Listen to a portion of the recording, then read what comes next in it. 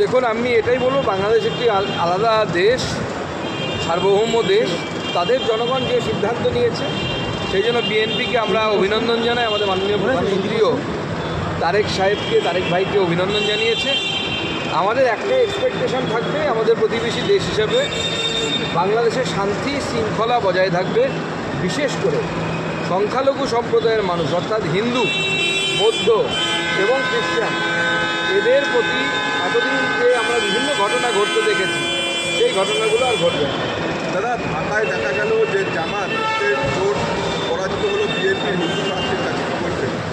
দেখুন, জামাতের অনেক জায়গাতেই পরাজয় হয়েছে, কিন্তু একটি চিন্তাজনক বিষয় হচ্ছে পশ্চিমবঙ্গের বর্ডার ধরে লাগাতার উত্তরবঙ্গ থেকে দক্ষিণবঙ্গ পর্যন্ত বর্ডারের সিটগুলো সব জামাত জিতেছে, যা অত্যন্ত চিন্তার বিষয়। এবং এটা প্রমাণ করছে যে সীমান্তের দুপারেই, পশ্চিমবঙ্গে এবং ওপারেও রেডিক্যালাইজেশন হয়ে গেছে। উগ্র সাম্প্রদায়িকতাবাদ, ইসলামিক জিহাদি মানসিকতা বাড়ছে, সেটা অত্যন্ত চিন্তা।